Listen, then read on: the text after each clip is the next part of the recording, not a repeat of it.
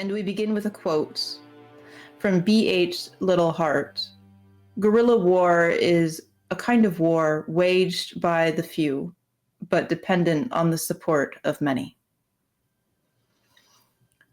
We return back to that tavern in the city, where Kalyak has gone up to bathe, Radek and Lesh are having a drink, and Onslus, I believe, is working in his journal. And the Crawl has entered. He is a tall and formidable man, if not aging, though. And he approaches you, Lesh, I believe, and has invited you to his home at the Great Hall to speak. Lesh, you would perhaps know the name Artyom. You would perhaps understand that he is the Crawl of this city, but you would not recognize his face in any way.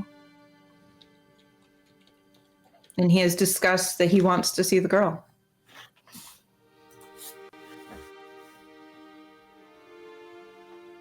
You're muted.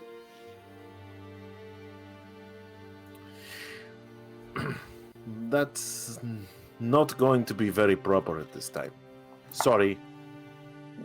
They don't understand. Well, she is indisposed at the moment. Just fine, I suppose. It is a humble request that you and your party and the girl come to my home at the Great Hall this evening. I will break fast with you. We have I have to know, what is your intention? He looks around, and when he entered the tavern, people made the proper respect of bowing or kneeling, depending on their physical situation. But they've kind of gone back to their drinks and meals and conversations. But you can't help but notice, Lesh, it is very apparent. You don't need to really look around to take, notice of this. People are listening. Their conversations are a little bit quieter. They have started to kind of side-eye this interaction between you and Artyom. And he looks around briefly and looks back to you. Perhaps it is best for all parties' interest we meet in my home. I think he turns to look to Radek.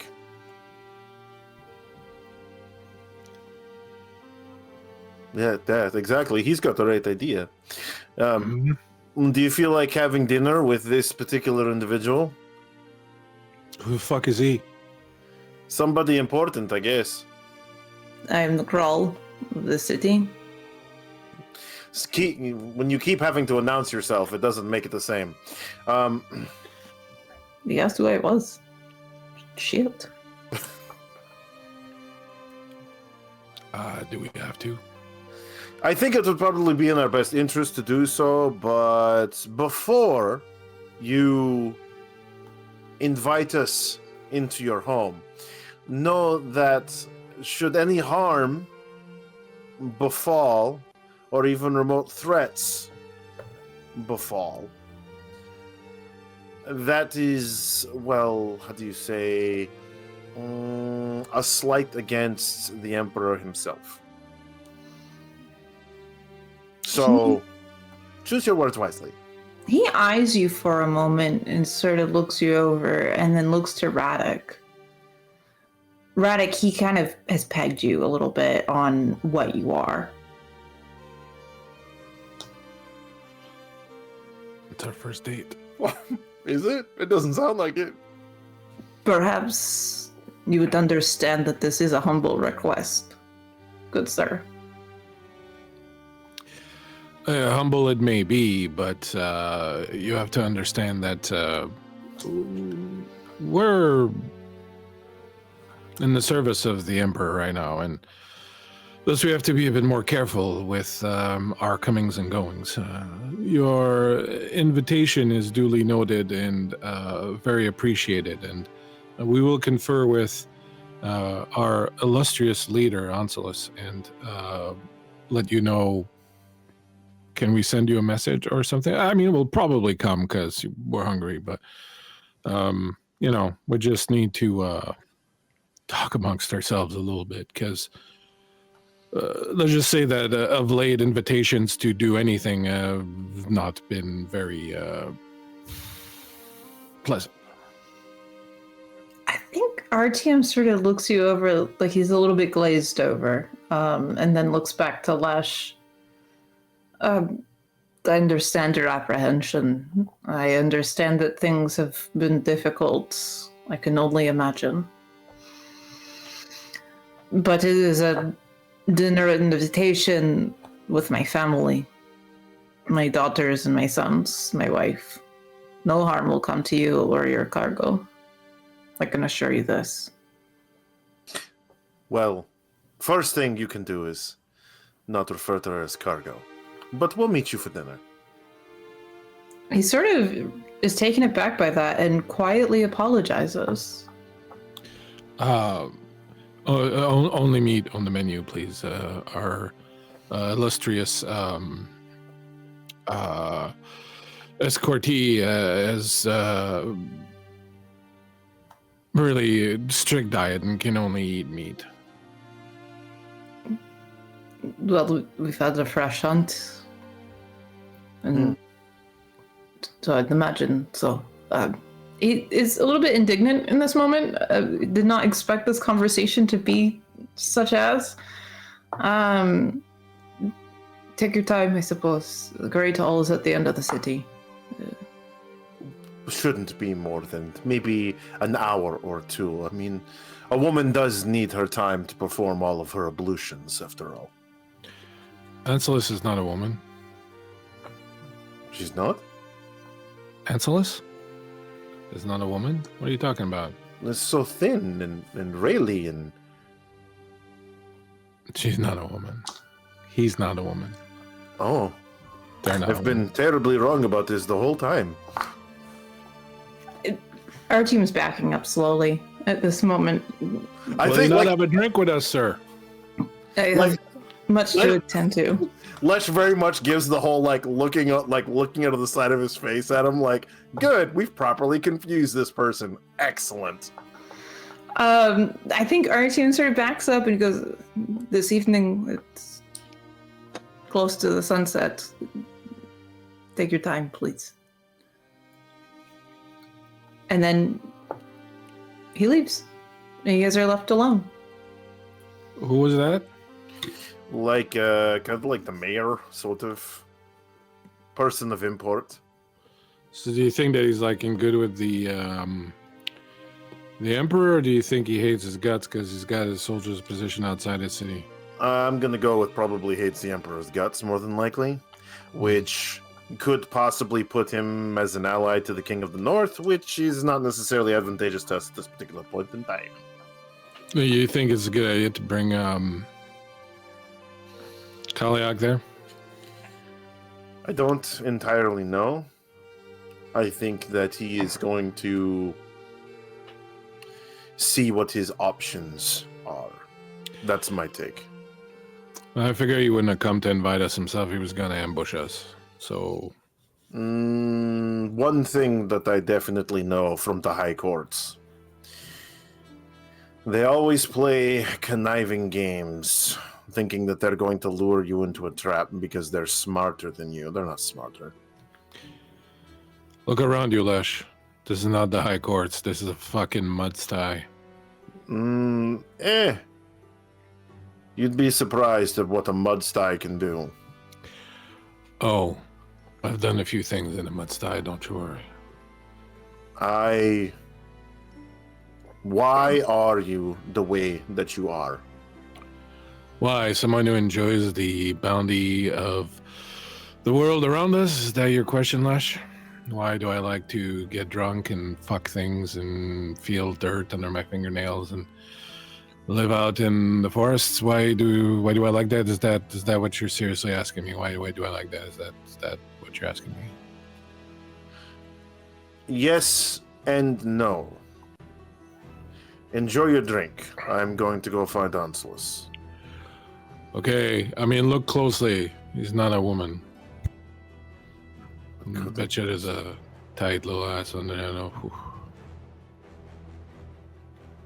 Lesh just kind of like pauses for a moment and just. I'm gonna keep drinking. I think he does. He goes up to Onslus' room. Knocks on the door. How far am I into working on this journal? Have I garnered anything from it yet? From the star chart that you're doing, or No, from Tikomir's journal that I've been trying to translate that page of.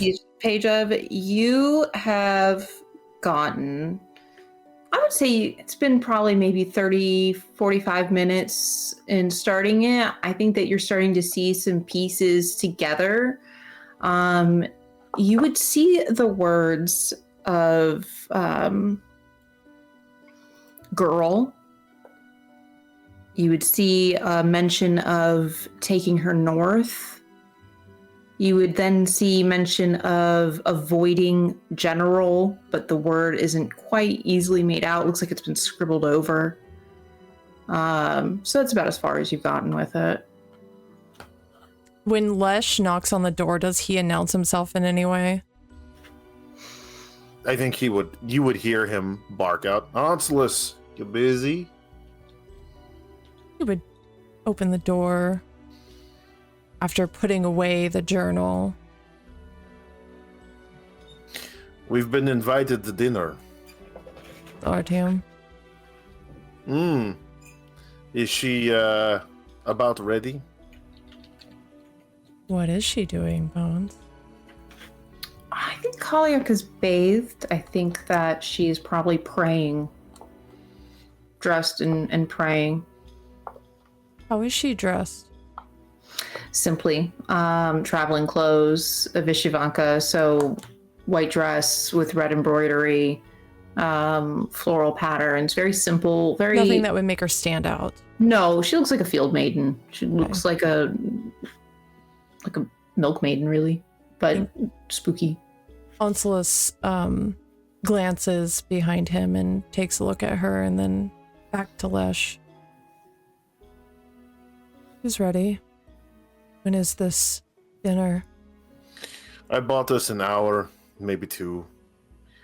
I was informing him that she was conducting her ablutions and therefore was not ready to come to him. Allow us to control the situation a little bit better. I don't necessarily trust Rawl Artyom. He is currently not in a place of good favor with the Emperor. I mean, to be fair, we're not really in a good place. I think we are in a very good place. Carrying something precious to him? True, but he was very gracious, and he simply wished. It felt more like he wanted to see if it was true, not so much cause harm. Just is this really what she says she is, kind of thing.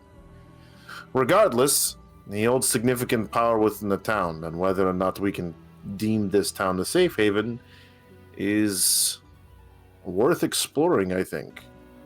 I would be interested to see what he has to say to us, considering his position with Bogumir. Regardless, for dinner. Well then, we should be down shortly. Be advised, Radek is very much into his cups. I see. Perhaps we could get him out of his cups.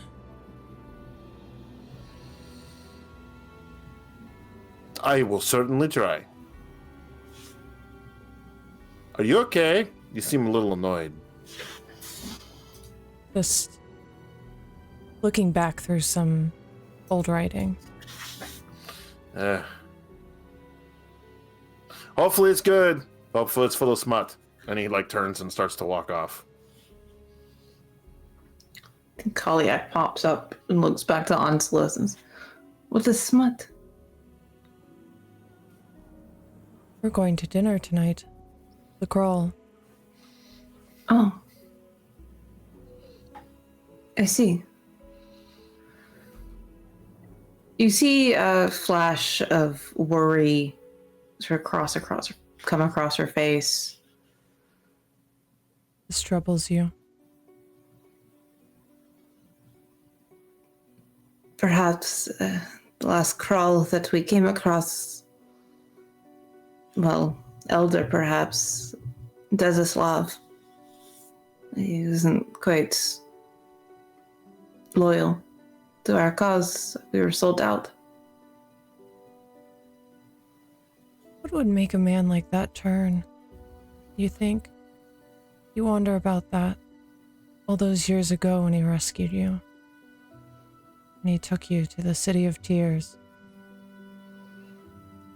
I believe that Desislav, in his way, thought he was doing the right thing. Perhaps make a bride out of me prevents making a weapon out of me. But men like the Imperator have loftier goals for women. Women like myself. So, I can assure you that the three of us aren't going to let anything happen to you at this dinner.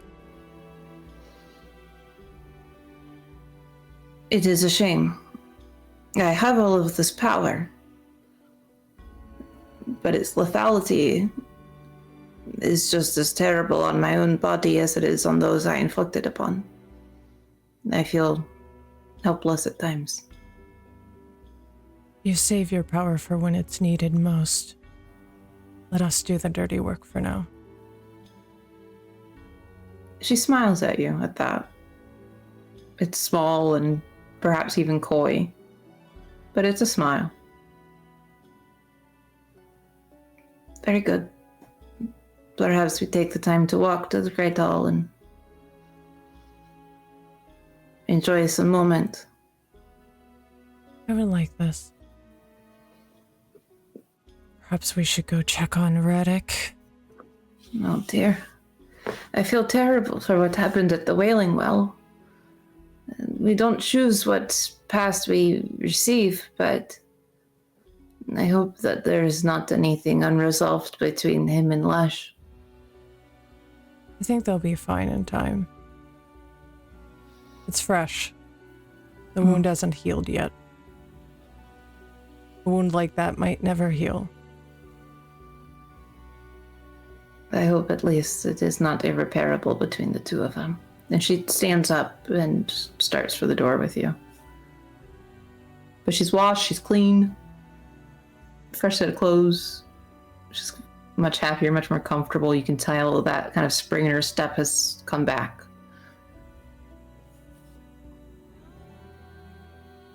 So, you all meet down at the first floor of the tavern.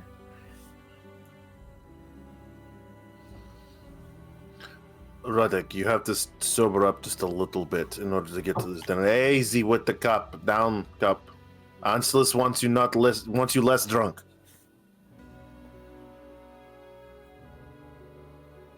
You don't want to upset the pretty boy, correct? Why less drunk? Because we're going to go meet with people who've somewhat import, depending upon your point of view. It'll be fine. Don't worry about me. I'll be perfectly fine. I think he puts his hand on top of his cup before he gets a chance to drink it. It's been requested of you. Drink all you like into the stupor you desire after we've had the dinner. But we need you with your wits.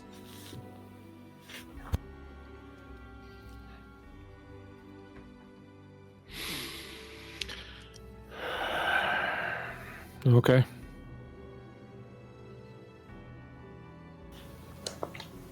Okay. So all four of you, so including Kalyak, are there. Well, aren't you just the model of purity? Yes, of course I am. I'm married to my god, effectively. I was more commenting on the garb of choosing for the evening. Oh. Anslus, are you good to go? Or what? Yes. Care for a little stroll to the Great Hall? Reddick? I think he's ready. Yes. Did you have a nice bath? I did, thank you very much. Good. Good. You smell, you smell good. You catch the scent still of Kyrian on her. It's always there. But I know, so I said she smells good. okay. And also lavender and whatever elderflower, whatever herbs are in the area and would be used in either oils, lotions, soaps.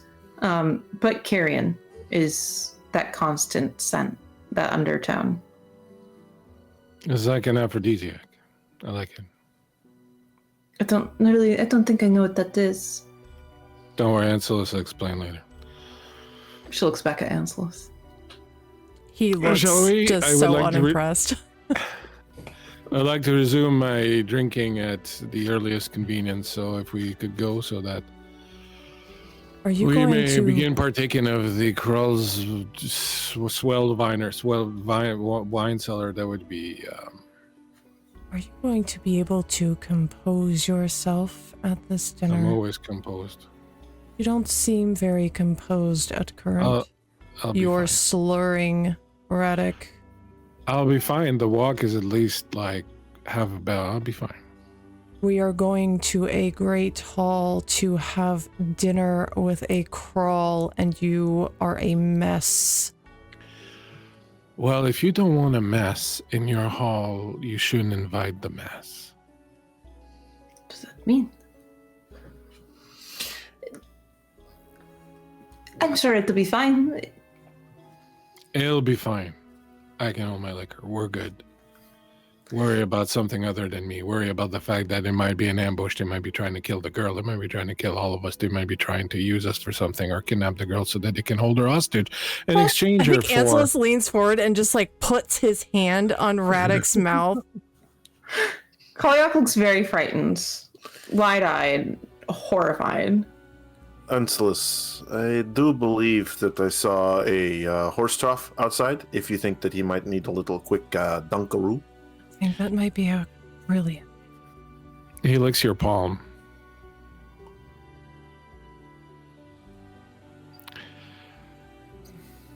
I'm fine. Sure. Let's go outside and get a little bit of fresh air. What do you say, Radek?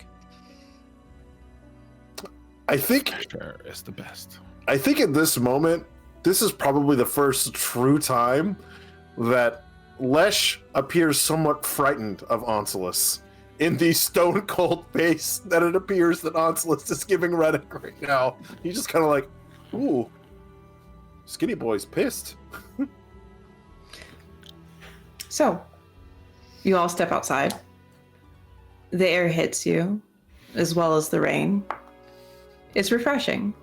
It's nothing more than a drizzle right now, but you do see it is getting darker out. You see people coming out and putting up stalls and canvas archways over their stalls. You could assume this is a night market of some sort of being prepped to begin later in the evening. Torches and lanterns are being strung up, and you begin your walk through the city towards the Krall's Great Hall. Do you talk of anything? Do you say anything to one another? I think Lesh very much like looks for a side glance from Anselus as he points at Radek and points at the various horse troughs as they walk by. Like, let me fucking dunk him. I'll fucking dunk him.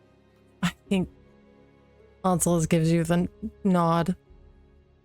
He does, like, to sober him up. He like just grabs him from behind and just like. I like to think that there's this moment of Radek seeing you come in and just not reacting at all. Like, just like... Is there a reaction from Zero Radek? motor skills. I feel like Anselus like moves a little faster, like puts an arm around Kaliak and like is like, oh, that's very nice embroidery on your gown. Would you tell me about it? And like moves forward with her. She's none the wiser. She's not even looking back. She's like, oh, I made it to myself, actually. I worked really hard on the embroidery. It's beautiful. He hits the water and then just sits there and then looks at Lesh. You couldn't fucking wait till we were done. Now I'm going to be fucking wet all night. Well, given your punch for conversation, would not surprise me if you're not the only one wet in the room all night. And I think he smacks him on the face a little bit, like a pat. Come on, it's what your... And he looks at Anselus. Love interest, I guess? Desired. Your musk was a little too potent this evening. What's love got to do with it? He gets out. He gets out, and as he comes up, he's like... It's a second-hand emotion, my friend. Yes. I know. Okay. He's very quiet and very sullen and very wet for the rest of the walk, squishing his way along. Gross. Okay. Anything else? Do you guys talk about anything else while you guys walk along? It's not terrible. Actually, at some point, like, as we get closer to the thing, I'll be like, is there some kind of signal, like, if we have to start killing everyone, or are we just... What's... I feel as though you're really stuck on this us killing everyone thing. I'm just saying that we have to take into account the fact that this might be a trap. I have a trick. It take you into oblivion. The red place. Oh, God. Can we save that as a last resort? Look, all I'm saying is you got a provincial leader who has a garrison of vampire soldiers that no one likes, and all of a sudden a bunch of people walk in with something that we all know the Emperor really wants. If I'm him, I'm putting two and two together, and I'm like, if I have this, maybe I can make the Emperor fuck off.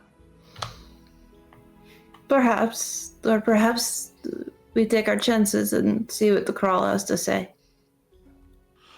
Sure. I'm saying we might not like it. Anselus, you are far more versed in the outliers beyond the immediate court. What do you know of this man? I know that Kral Artyom is no longer in good standing with the Emperor. When he does come to court, he is not invited into the inner circle. For what, I'm not sure of. I know that currently the Emperor seeks wives or husbands for Artyom's daughter. I feel as though this may be a way the Emperor punishes him. So... It could go two ways. The way I see it. Perhaps Artyom has brought this on himself. Perhaps he wishes to pull away from the Iron City and the Emperor. He kind of glances behind him back towards the gate that they walked through. Clearly, he does not need his guards here. The city seems to thrive on its own. The city rejects the guards. Well, with that being said, then perhaps Artyom could be on our side. But there is still the opportunity that he wishes favor with the Emperor. And something like that could cause a man to do something bold. Bold things are often stupid things. It would behoove us all to keep our eyes and ears open.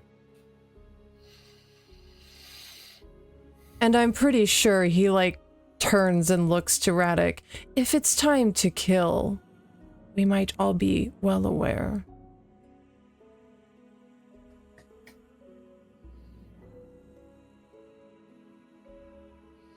Here's to hoping. Good thing I stopped drinking. I'm going to need all my wits about me for this. Yes. Shall we? I need to get out of the rain so I can get dry. My clothes are going to rot off my body. It's funny. He, looks down to himself. I haven't caught much rain at all. And then just walks forward. Okay. You're You fine. guys make it to the Great Hall. It is not a massive overarching building like you would find in the City of Tears or in the Iron City for that matter. But it is stately enough. It is welcoming. There are a couple of guards outside. They don't bear the sigil of the Iron Army, however. They look to be more private sector. Mercenaries, more than likely, that have been hired on for Craed-Pra. And the door opens. And there is a woman standing there. She is willowy, elderly, well, not elderly, older, I should say. You could assume this is probably Artyom's wife. Actually, in fact, Onslus, you would know this is Artyom's wife, Basena. You've seen her at court plenty of times during spring seasons and festivals and whatnot. And she smiles at you all. And Question. Yeah, narrator. of course. What would be a proper greeting of the court? So depending on the hierarchy of the person being greeted, so a crawl, you would give a orderly bow. Same to the wife. If you were addressing the emperor, it would be fully kneeling. And then Empress the same, and then the royal family, of course, variations of a low bow. But a bow. Okay. Soldiers would greet each other by clasping arms, and then, of course, generals and officers, again, a bow. Something very simple. Similar ranks, though, of men. Same thing with the soldiers, a clasp of the arms. But, any other questions? Mm-mm. Okay. Basena looks to you all and smiles, and her eyes land on Kaliak. And her eyes grow wide, but in an excitement. I think Onslus whispers to Kaliak out of the corner of his mouth and says, "Give her a bow." And he offers her a bow. Kaliak does the same. Basena opens her mouth to speak. Welcome to my home and that of my husband. And she sort of sidesteps to let you enter. Do you all walk in? Thank you for having us, Basena. Onslus. It's been a long time. It's been some time. I hope you fare well. Yes, the children grow, though they've stayed away from courts. We are happy here now. Happy. It's a beautiful place you have. Thank you. We do what we can to preserve some sort of level of opulence. And you will notice as you're walking in, Onslus, there are marks on the walls where former opulence has been taken down. paintings and statues. You can see sort of the outline where dust had settled. But it's still beautiful. Opulence. Can't help myself. He's going to move inside. And I would imagine that he has kind of an arm that he's had Kaliak kind of like hook onto his arm and leading her in with him. Perfect. And the other two? I'm like, Kalesh. You're muted. Lesh walks in, and I think he gives a short bow to the lady, and he just gives a curt nod at the husband. Oh, he's not there yet. Oh, sorry. It's just Bosenna there greeting you. You've not seen the crawl yet. The crawl, yeah. No, I think he does. I think he just gives her like one of those like, this is your house. I respect that this is your house kind of thing, right? Even though I'm not quite sure who you are. Bosenna sort of nods to you as you walk in, and then Radek, do you walk in and give a bow? Yeah, I walk in kind of looking around. I don't give a bow when I see her. I smile and I lean in close and I take a good sniff of her. Have you any mead? She sort of is taken aback. Meat would be served at dinner. Please come in. Perfect. Where's dinner?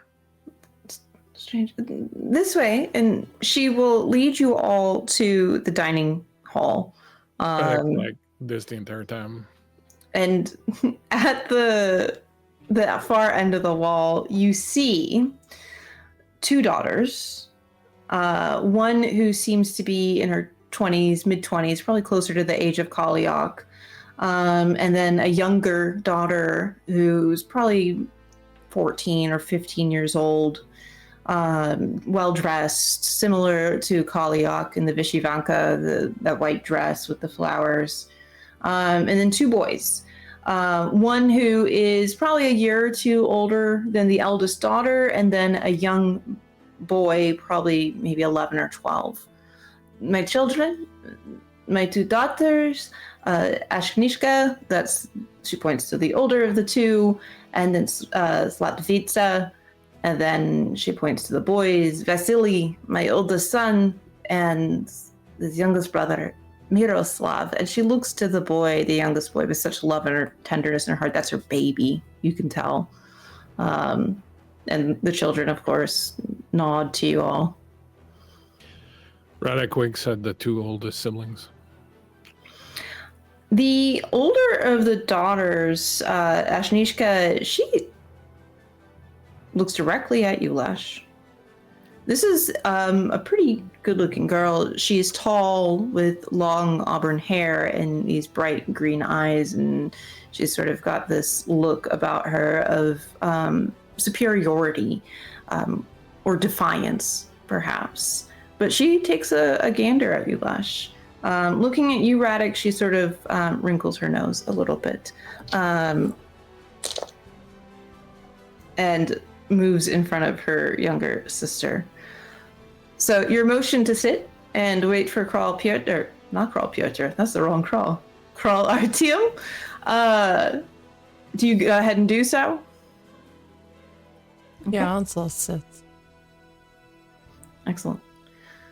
As you all settle into the table, the children settle in, Ashnishka sits directly in front of you, Lesh, and is smiling. What's her comeliness? 20. This is a gorgeous girl. This is a very beautiful girl. I think that he's like very much, Lesh is very much like, does the like clocks that she's looking at him, but continues to look around the room, waiting for the rest of the table to arrive, for lack of a better term. Okay. The children sit, Bosana sits, and shortly after, a door in the back of the hall opens, and Artyom emerges. He immediately waves his hands down. Please don't stand for me, please. I would like to eat and talk as quickly as we possibly can. I have much to do this evening. And he sits at the head of the table. I think Lesh is giving him a very puzzled look. Ask her question, sir. I just could not help but find it a little odd. The way that you presented yourself in town at the tavern made it seem like this was to be one of the true highlights of your life and evening. And yet you say that we will eat quickly as you have many things to do. Rather odd, given the company of which you requested to keep. We have a lot to get through. Us here now. And he looks down the table until his eyes land on Kaliak. And he looks to her the same way that a father would look to his daughter that he has not seen in many years. And he stays there for a moment. Kaliak seems frozen in place. I know you. She looks to Onslus. I know him. How do you know him? Artyom clears his throat. I was there that night. There was a third rider, Lesh, in your dream. You didn't quite see his face. Next to Desislav.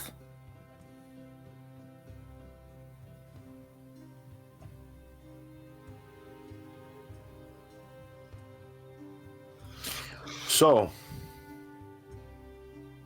you're the third.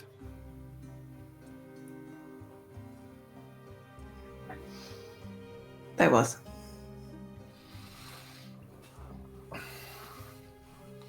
And so, what? You invited us to dinner because you wanted to see the fruits of your labor? I don't know, what? As pleased as I am to see that Kaliak has made it alive. That she has grown into a young woman. It pains me to know what the Emperor wants with her now. And I think that I am ready to help where I did not help before. Where I had ran like a coward. Yes. Ran like a coward, failed to aid my father, failed to fight off the brigand cannibalists. Yes, failed in every way possible. But look at you now, going to make up for it. I have played my positions in courts well to obtain this role. Not because I wish to serve Emperor Bogumir,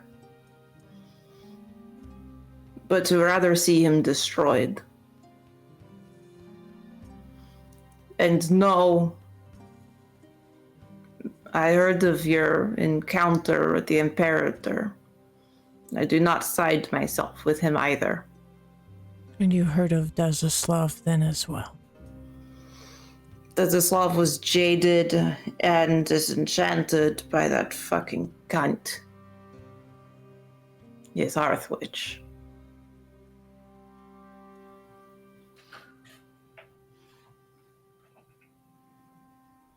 So, you have played your position well, but correct me if I'm wrong, Anselus, you are a noble of lowest standings, not within circles of import, and have been all but ignored by the imperial courts, and you have played your hands well, and you side with neither the Empire nor the King of the North, and you expect this town to stand as what, a free state? He motions to something behind you. It is an icon of the Domovoi.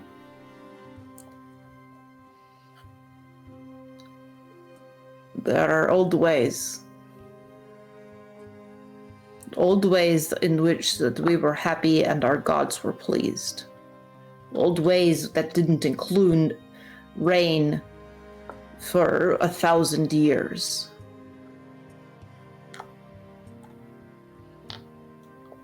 I would like to go back to that. I would like to see my children know the sun.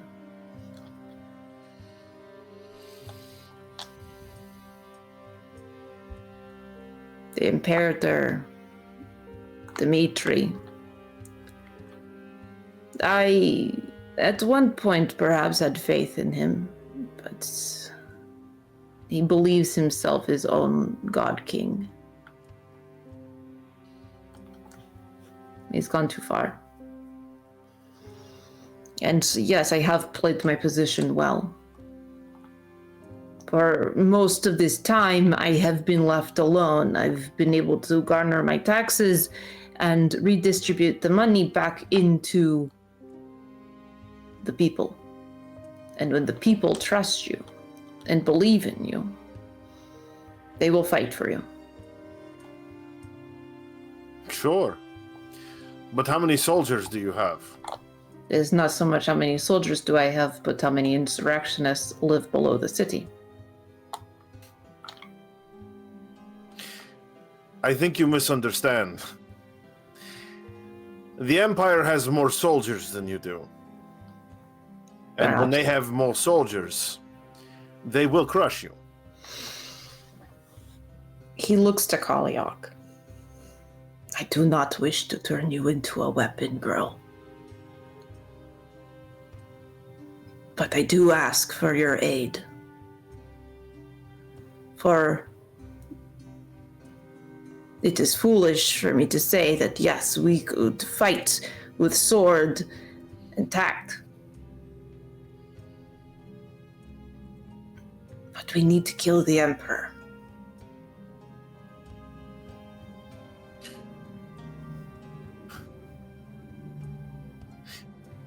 The very thing that the Emperor wishes to use her for is the exact same thing that you wish to use her for. No, not her power.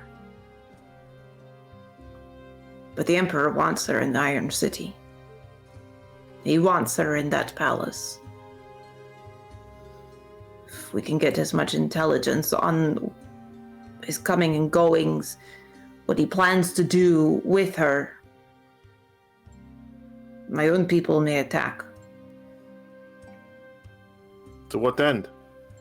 Who replaces him? His daughters? His sons? He has no heir.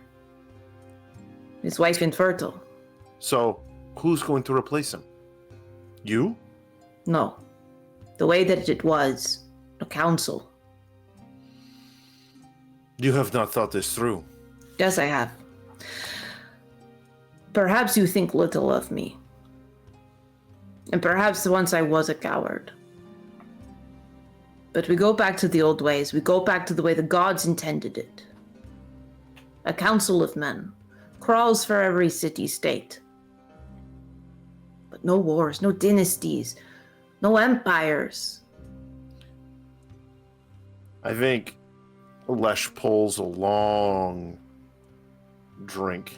Like a long pull off his drink. If you think cutting off the head of the dragon will keep the claws from doing the damage, no, it just means they have no guidance. And instead of an emperor, you will have warlords. Hundreds of warlords who will rape, pillage, and murder everything that they can because they only know one thing. And you and your insurrectionists are going to stop the war machine, the real war machine, good luck. I do mean that. Good luck. You apparently have thought this through. But forgive me if I seem to find flaw in your projection. He looks back to Kaliak. But we have something. We have something that we can put at head of state. Someone to look to. I thought the Emperor had a son. Someone named Bodley? No, What That happened was to it. Bodley? his brother, Oh, his brother. who he killed. Are you saying that you wish to put the girl to lead? Who else? The gods chose her. They created her. She's Who are we just to a defend? girl, Artyom. A girl who wants to live.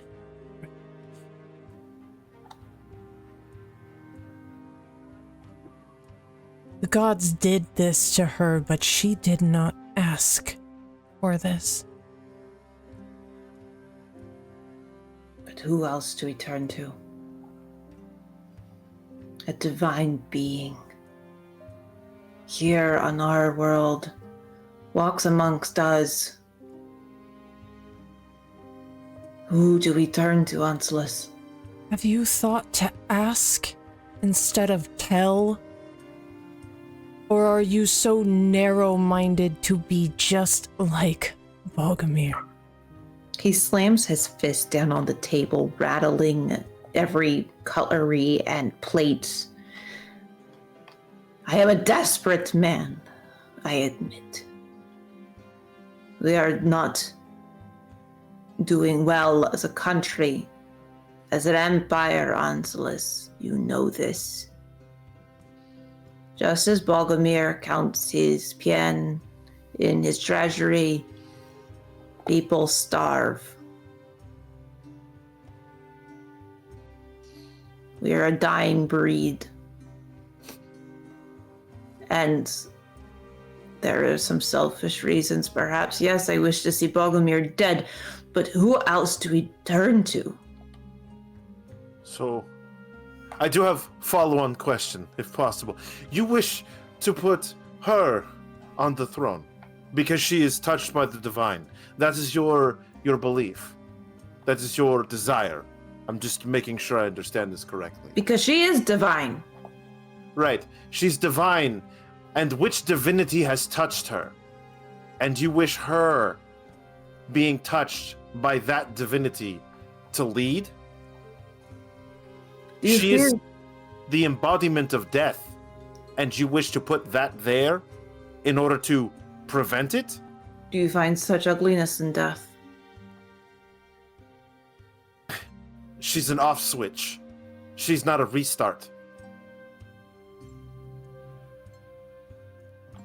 What do you know of death? What do you know of what happens after death? Surely you have not read much scripture, Lesh. The great rebirth that we are destined for as long as we are acting of moral and just livelihood. Otherwise, we are sent down to Nav. But in the great Icar, we sleep until it is our time to return. Death is not this end. It is simply a new beginning. He looks back to Kaliak again. Are you an off switch? Do you turn things off? Kaliak has not said a word through any of this. Her eyes are watery. The tip of her nose is turning cherry red. I just wanted to see the sun again. But no, that is not this end. It is not an end, Lesh.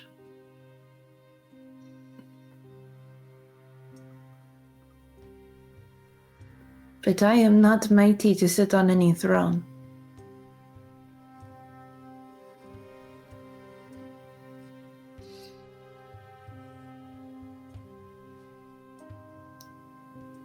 we need to end the Empire. And I need your help to do it, all of you.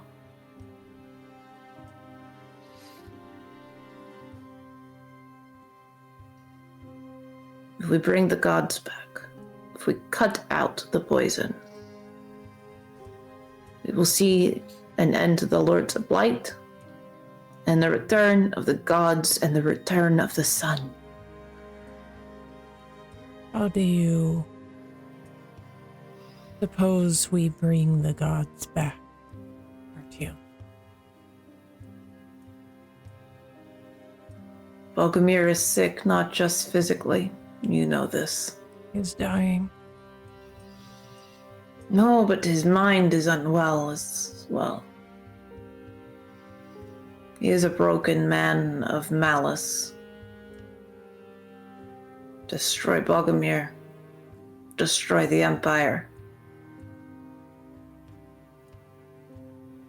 And the gods will be pleased.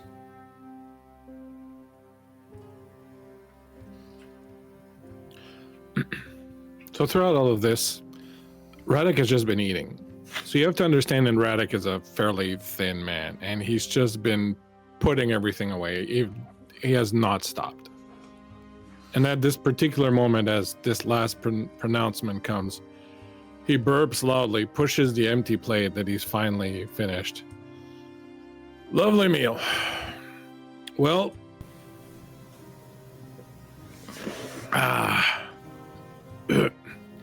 shall we? I ask something of you.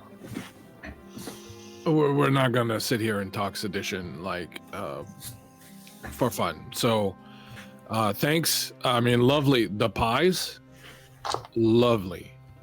The mead, it's a little on the tart side, but could do. Let's go. Seek out the group. Yazvikak. You would know this Onslus as the old tongue word for badger, the animal, the badger. Where will I find him? He will find you in the town.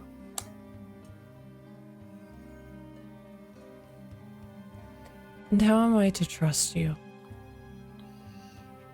Here is my selfishness. Bogumir wishes to see my daughters wed to his friends. Not exactly comfortable suitors for my girls. I would do anything to keep them safe and out of court. Do you understand what I'm saying to you, Onslus? You know the men that he wishes to marry young girls to. All too well. Do you understand my desperation? Fortunately, I do. I don't wish to put the girl in harm's way. I don't. But what else am I to do? If we turn enough against him, perhaps we can unite once more.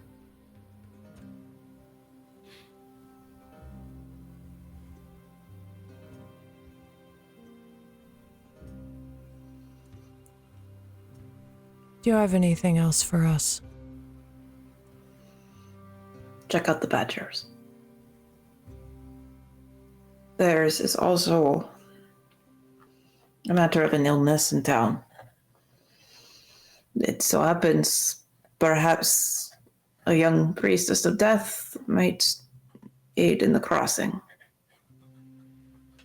Onslus looks to Kaliak. Yes, it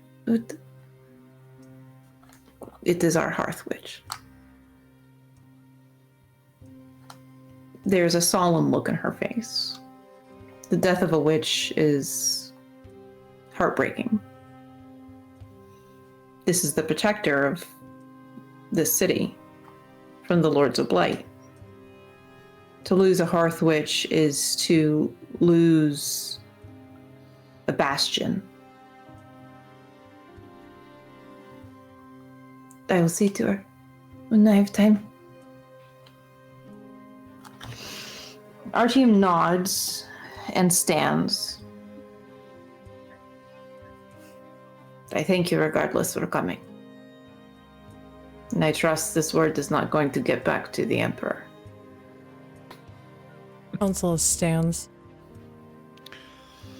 I have one last question of you before we leave. Yes.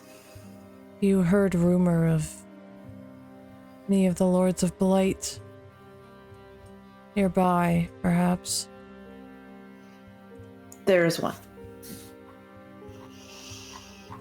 You'll hear him before you see him. He's a gargantuan beast. He moves as though there is metal inside.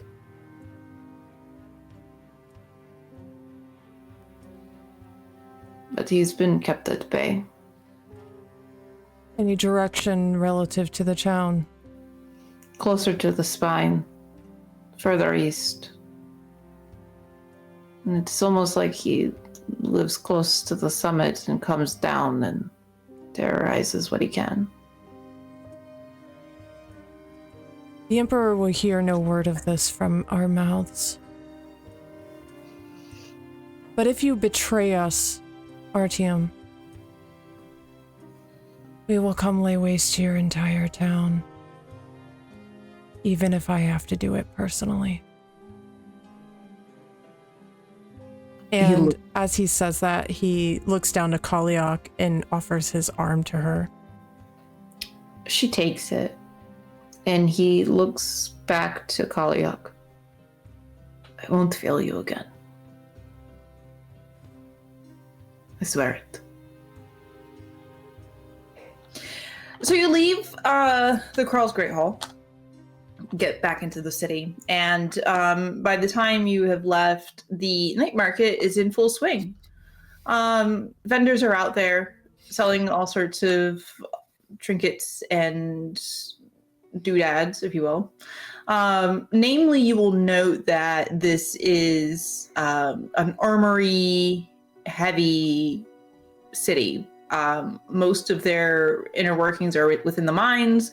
It's a lot of iron work being sold, some steel, and then some artisan goods, dresses, clothing, cloaks, food, wine, mead. But along the streets are just stalls and tents in order to prevent shopkeepers and shoppers from being drenched in the rain. You can see a few hot meal stalls being sold, but you've just eaten, so that's not really an issue right now. And some drinking and merriment to be had. A night market's always an interesting time for people who live in a perpetual gray world. This is sort of their time to enjoy some light from the lanterns. They cast this orange glow across the streets. And it is almost reminiscent of the Lunar Eclipse Festival, except for all of the backstabbing that came after. There's some music being played, hurdy-gurdy groans, some fiddles are going, and there's a crowd. So what do you do? First off, if there is some sort of like regional specialty food, you know, like rat on a stick or something like that, that it's coming from one of these vendors, I am 100% trying it because Lesh is a foodie and he wants to try new foods everywhere he goes. I think that it would, if we're near the mountains, you know what? Like sugared sap on a stick would probably be something that is regional. A nice sweet treat. Nice little sweet treat. He'll take it. Yeah. Yeah. Okay. So you go and spend your money on a sweet treat. Love that for you. I would like to find some stinging nettles. You like to? Okay. You walk. You don't take long to find an herbalist stall who would in fact, have some stinging nettles. You will note, though, that their wares are kind of depleted. Not your typical alchemist shop or herbalist shop, if you will. It's not looking so great on that side of things, but you find it nonetheless. I'll ask them, harvest been bad? You know, it is a shame. I don't know. My son goes out to look for the herbs to sell. He keeps coming back with less and less. I could imagine that perhaps some frost has overtaken the bounty, if you will. But there's nothing specific going on, like some sort of... No, not that he said.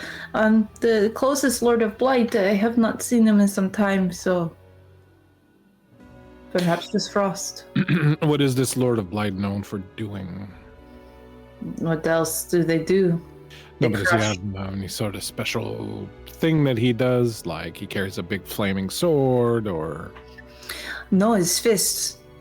He walks upright like a man, but stands stories high. He rattles as though, there's something inside of him, something hard. Interesting. Yes. Well, thank you very much for these. I'll restock his regular stuff also as much as he can with them, and then get some stinging nettles. Yeah. It'll cost you a couple iron PN. It's pretty inconsequential. Do you happen to have a little bottle or a stoppered vial I could buy also? You can just have one. They have a spare, and she'll give one to you. I'll give them another piece of iron. Thank you. You're very kind. Thank you. Of course. Times are hard. It is. It's not been good to us recently. Sorry, say that again, Bones. Sorry.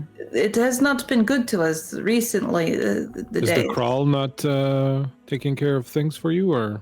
No, the Crawl has sold most of his most precious items in order to help with harvests and buying what we need when the traveling caravans come. But it has been a difficult time. So he's good for you then, the Crawl. He is a good man. He's been very good to us. Excellent. Well, thank you very much. You're very welcome. That'll be what I do. Okay. Onslaught. Onslaught is gonna look to Kaliak. Is there anything you wish to see? She looks down at the bottom of her dress, and it is pretty mucky. Something black that doesn't stain so easily. Very well. And he's gonna lead her towards wherever someone is selling clothing, but he's also gonna keep his eye out to see if anyone is selling any books. So you see a few vendors selling different clothes. Kaliak sort of mills about those wares. And you do, in fact, find somebody who is selling books, though they're not necessarily what you're looking for, I would imagine. I'm assuming you're looking for more historical books or for tomes. Yeah, if anyone has any of those illegal reproductions of tomes. No, this is a pretty up and up business. What they're selling primarily are books on poetry, some fiction, some storybooks for children, and books on the Domovoy. Does he see any good fiction for Kaliak? Is there any maybe some helpless maiden white knight smut in there? Yeah. You let's see here. You something a 20-something-year-old woman wouldn't mind reading in her free time to get away from it all. Yeah. You find a classic, in fact. Something that perhaps you've seen many ladies at court reading, and it's been quite a scandal. The name doesn't matter. It's fine. Just a good romance novel there, though. No, the name matters. We need to know the name. The Maiden of Glass. I was gonna say the lusty Kievan Rus maiden. No, the Maiden of Glass. And you would probably seen a few pages in your time at court, and it is salacious towards the end. Not a court of bramble and morning glories. Yeah. Got it. Yeah, it's again cheap. It's a couple PN for you to purchase that. Yeah, he picks that up for her. Okay. Great. What a great gift for Kalyak, the Virgin. Yeah, I mean, she needs something to while away the time in those long baths she enjoys taking. The girl loves a bath. I feel like he's like read things like that. I mean, that's what he does, is spend his whole life reading books. He's come across smut in his life. And of course, he's very respectful when he reads the smut. Yeah. Very respectful. I think he's mostly confused, but Is this so Onslaught doesn't have to explain things to her? Is that why he's getting these books? he doesn't have to have the birds and the bees talk with this 21-year-old. Beads, but you know, I'm gonna leave some things out. I think that. I think he tucks the book like in like I would imagine he always has some sort of satchel that he's carrying on him because he is a magic man, so he probably keeps his things on him at the ready. So he kind of tucks that book into his satchel and doesn't immediately give it to her. Okay. I know there's no dice rolling in this, but I'm gonna make a decision based off of a dice roll. I love that. You turn around, Onslaught, and she was just there, just behind you, just for a second. You turned around, and she's gone. The crowd has sort of pulled in around you, and you've lost Kalyak to it. He's going to start frantically searching for her. I think in this moment he loses his composure a bit. And he's going to start moving through the crowd. And in doing this, I would like to use one of my advantages, one of my luck tokens on this to try and find her again. Okay. How are you using that luck? What is he doing? I think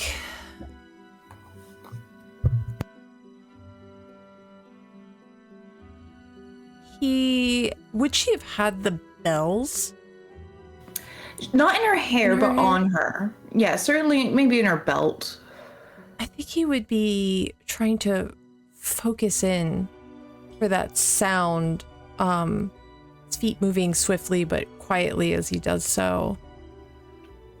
You hear the sound of the bells, and they've gone down an alleyway between buildings, sort of just past some of the stalls into a dark alleyway.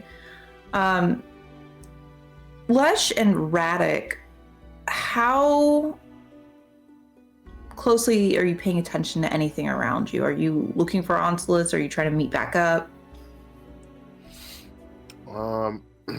I would like to spend, 2 luck to hopefully run into the oldest daughter again, like she snuck off from Dad's place.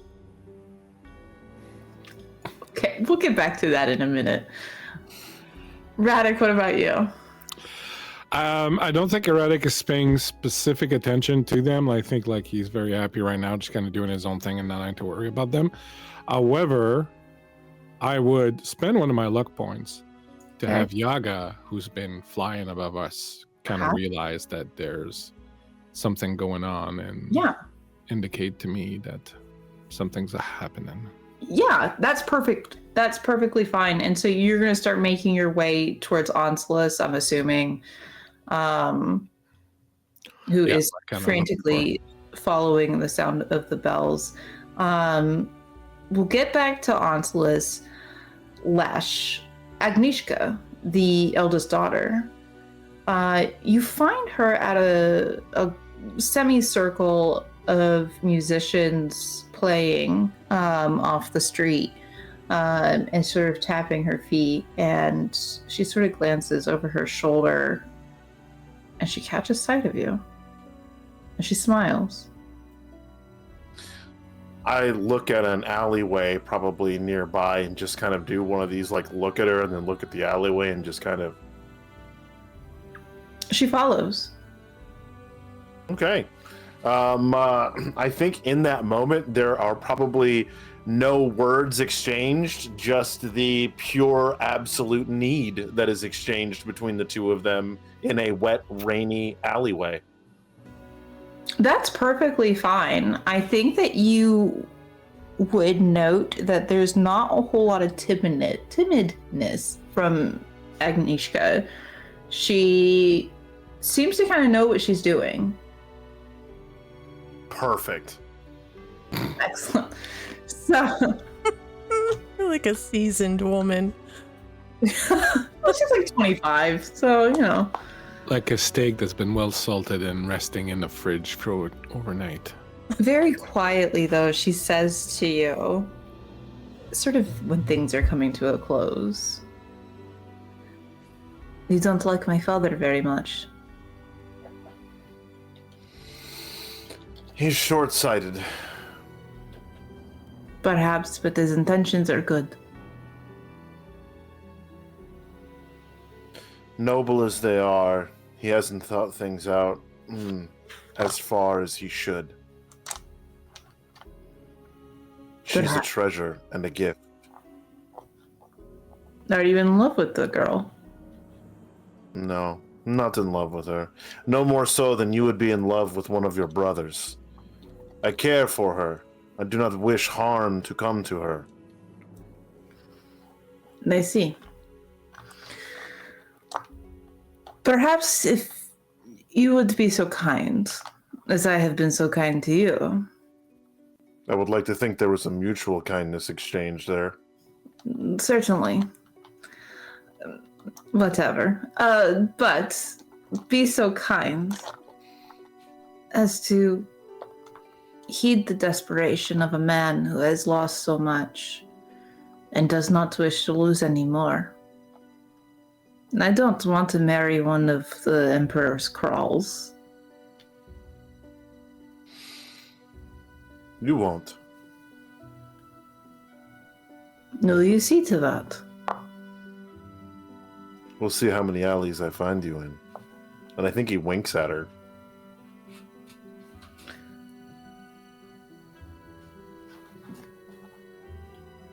Be good to the people of this world, or you won't find me in alleyways ever again. I'm very good to many people in this world, except those that wish to take what is not theirs.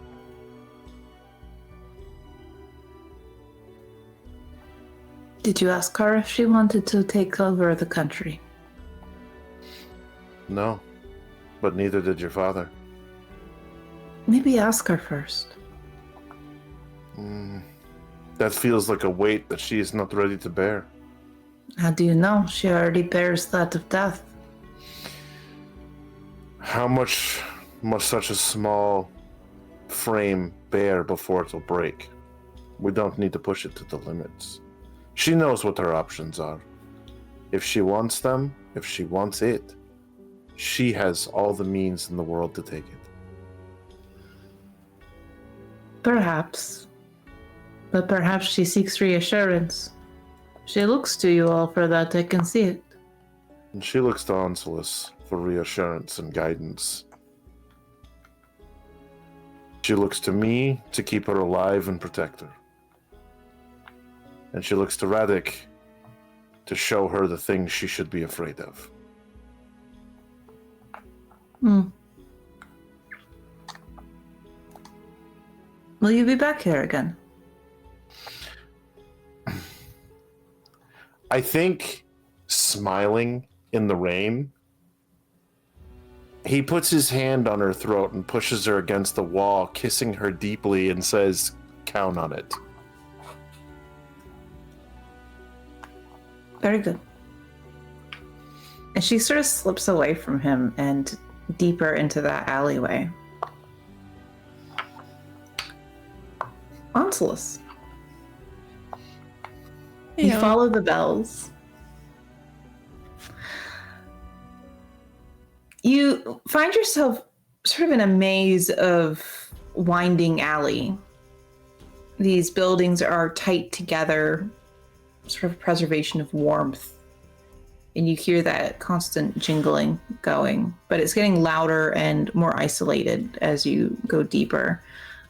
You would hear footsteps behind you, I would assume, from Radek, once he sort of catches up a bit. Do you look back or do you just keep moving forward? What's the light situation like here? It is getting pretty dark. So the further you get from the main street, the darker it gets. Of course, there's not a whole lot of lanterns, maybe the odd lantern outside of a side door here and there, but this set of alleyways goes deep within the city. He doesn't look behind him. Instead, he pulls from his bag a small glass jar that has a piece of gauze-like material over the top of it. It's tied with a string, and while he's rushing down this alley, pulls an obsidian dagger off of his hip and pierces the fabric, splitting it open, returning the dagger and placing his hand into the jar. When he pulls his hand out, he's got it closed into a fist, and he simply drops the jar to the ground, letting it shatter in his wake. And again reaches into his bag and pulls out a slip of paper. Into his hand, he begins whispering words that are written on this paper. He whispers them over and over again. His eyes are darting from the front of him down to the paper as he's doing so. And then silence as his hand unfurls, and from it flies a singular firefly. And that firefly is giving off more light than anyone would know a firefly naturally could. In fact, it's giving off about a 20-foot radiance of light as he's rushing down, searching this alley, and the firefly is now keeping perfect time with him as he does this, slipping the paper back into his bag. Radek, at a distance, you see this sort of burst of light illuminate within the alleyways as you're kind of following behind. You have Yaga every so often swooping down to sort of urge you on to follow, but this light is a good indication that you are on the right path. Onslaught, you hear Kalyak's voice. Where are you taking me? And you hear a man sort of hushing her. He unsheathes that dagger again. It's actually a few more... Yes, ma'am.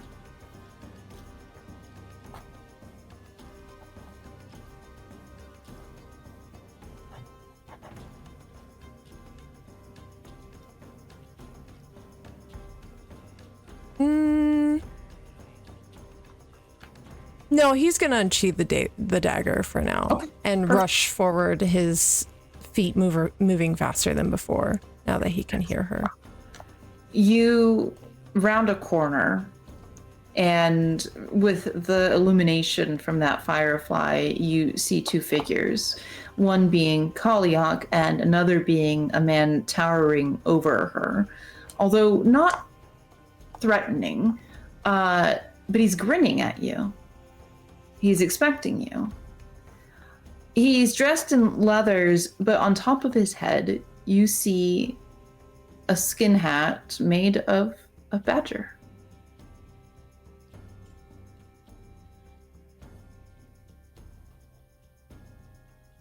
I think Onsolus is holding the dagger out. Oh, no, I would not do that. I mean no harm to you or the girl, but they simply needed your attention. Who are you? I would think the Kral would tell you who I am, but I am a friend. Are you the one they call the Badger? Yes, Viek. This is my name. Yes. Release the girl. He drops her hands. She's Onsolus clutching. holds an arm out to her, basically. The other one's still holding the blade out to this man. She goes back to him, and she's still holding on to the little leather satchel of a new dress. I don't think he means harm. No, no harm. No harm to you, Earth Girl, or to your two other friends who I see are up. Is that another one? As Radic is, I'm assuming, following along. Is that correct? Yeah. As soon as I pull up, I can kind of gauge the situation. I look at Ansolus for like guidance. Are we killing this guy? Are we not killing this guy? What's going on? Like, you see that I've rushed up. I have my hand axe kind of at my side, and I'm looking for you to tell me if I do something or not. He's still holding the dagger out, but he seems calm enough that he's questioning the man. And he's gonna say, "You mean her no harm? Then why did you take her?"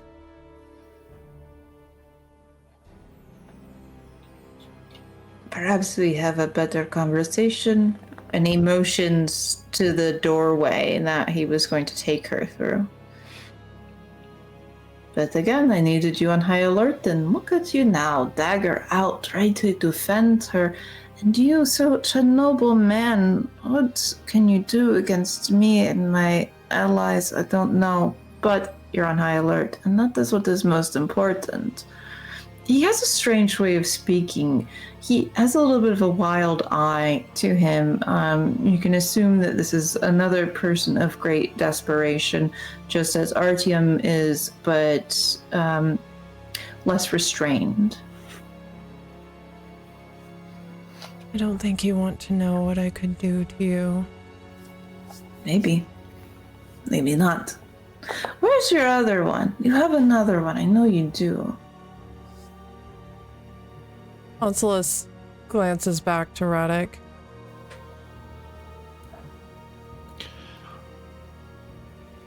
What are we doing? He seems to be enjoying the festivities. And he'll sheathe his blade. I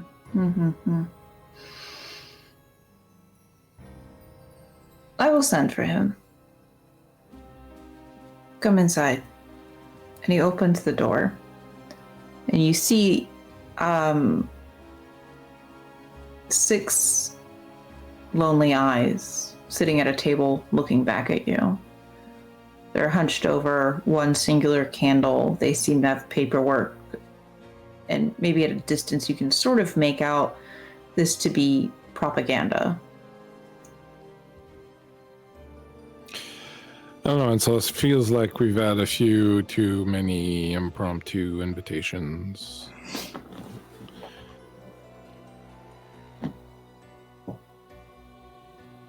It seems as though you're quite popular.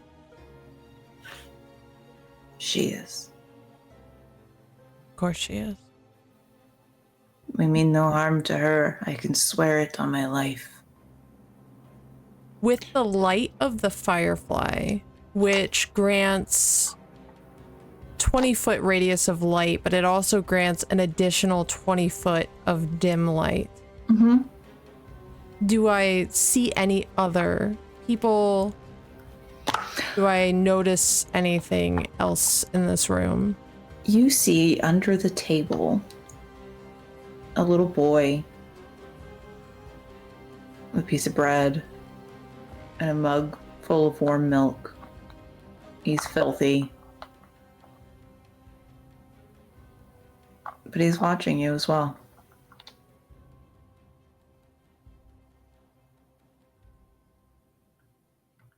These are miners that you're looking at. These are hardworking men. They are covered in soot and coal and iron shards.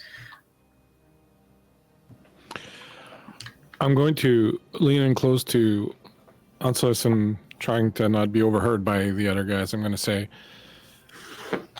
I feel like we maybe need to gather ourselves and talk amongst ourselves about the first conversation we had before we embark on further talk of rebellion against the Emperor when we don't know whether or not he's got ears in the area. We're still working for him right now. I'm afraid this is our opportunity here. Opportunity to what? Hear these people. If they really want us to hear them, they'll come back a second time. Look around you, Radek. These men show signs. The spine. These are not Emperor's men. No, I know they're not, and that's what I'm saying, but there could be an Emperor's man among them. The Emperor would be a fool not to have spies in the area, and if the Emperor thinks that we're thinking of giving over his prize to his enemies,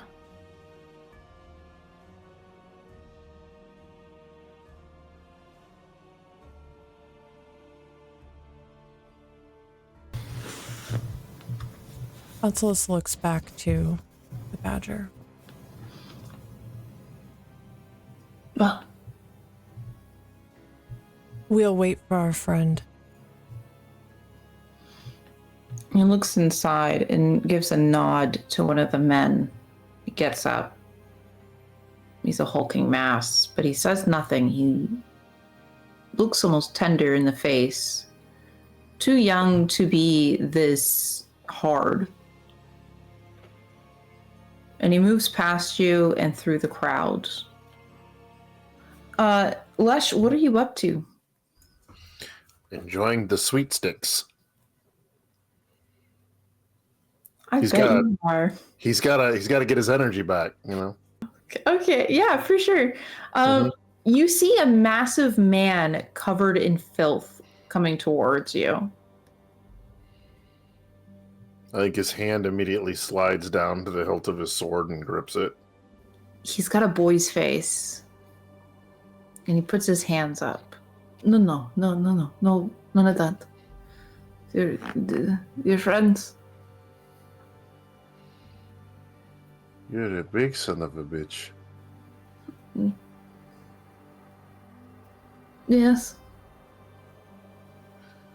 All right. Take me to where you need me to go. He leads you back, and you find the scene before you. Anselus, with Kaliak on his arm, the badger there with the door open, the boy under the table, and Radek being suspicious of everything and anything. Peruge.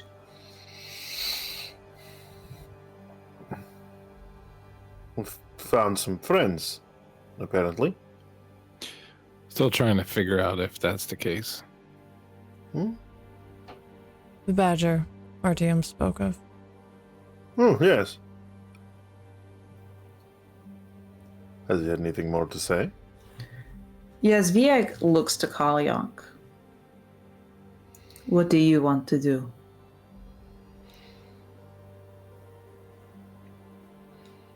She looks at the boy under the table. As she moves her way inside. I sniff Lech.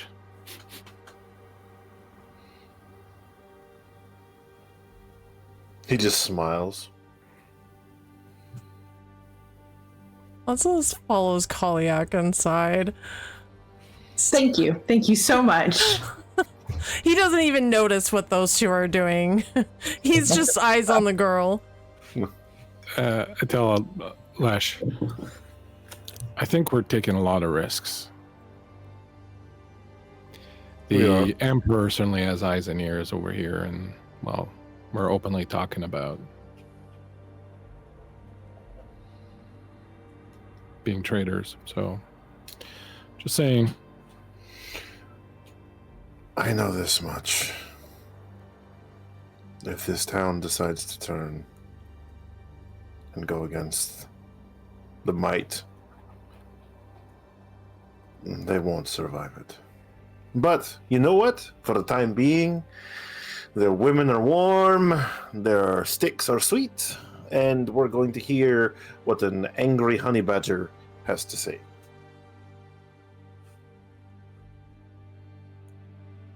Okay. But I'm with you. You go inside. Kaliak is motioned to sit at the table. She does. The other men don't seem to move, so you're sort of forced to stand.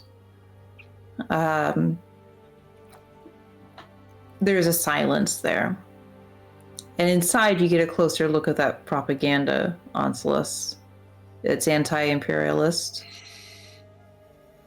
Some are caricatures of Bogumir, which are pretty humorous and well drawn for a bunch of really rough men.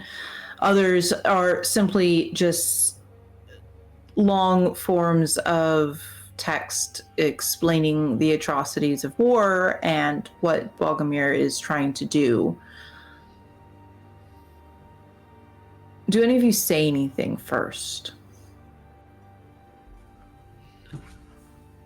So this is the leadership of the Badger, or is this it? No, there's plenty of us. So you're the revolutionaries, so to speak, yes? Something of the kind. Okay. Is that okay with you? I've seen worse. We're working men. We don't have much. But we have a network through the spine.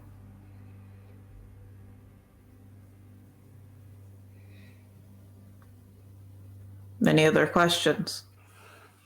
Why are we here? Well, I wanted to hear it from her.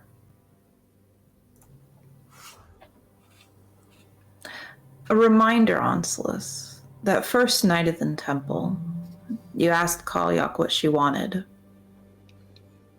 Mm-hmm. It was to kill the Emperor. And as the Badger looks down to her, he sort of gives her a softer look. Tell me, young lady.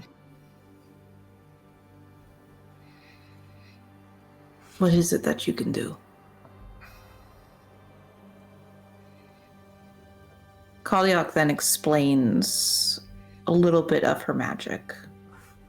She leaves out major details that you saw yourself when taking down the Lord of Blight, Uzafka.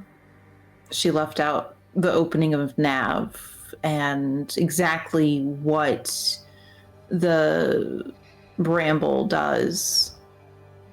But she gives a brief explanation, and the Badger seems impressed by this. And tell me what it is that you want.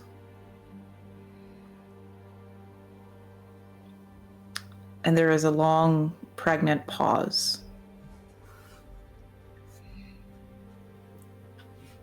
The room itself seems to get smaller the longer she waits. As she wrings out her fingers, she shifts in her seat, and at last she will say,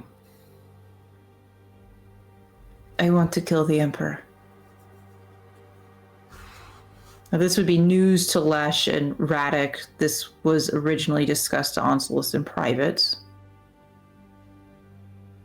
And he looks up to the three of you. Well,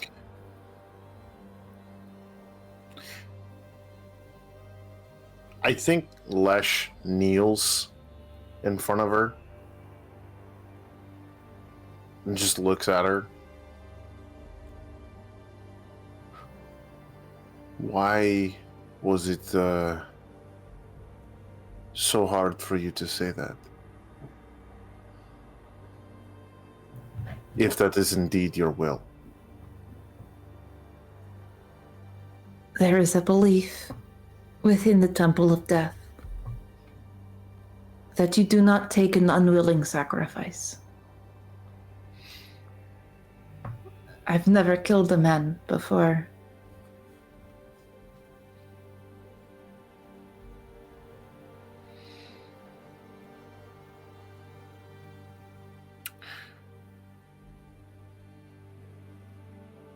First time for everything. I suppose. Why do you want to kill him is the important thing. Because if I don't kill him, he will never stop. And he will leave me to wring out to dry. I am dying, Lesh. My power is killing me. I would like to die on my own terms, not his. That is something I can very much get behind. I think he stands directly to her side.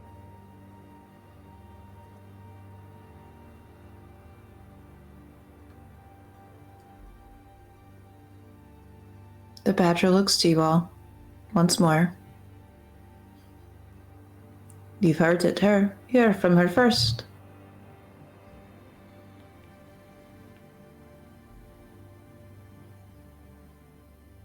Are you with us or are you against us?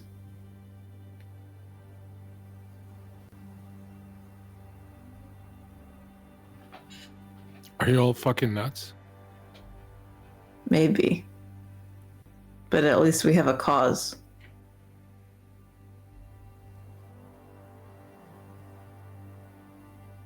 What the fuck is happening?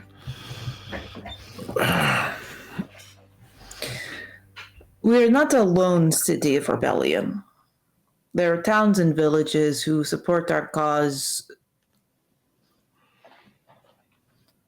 We have a network amongst each others, like I said, but she is who we need to complete the task. She will get the closest to the Emperor.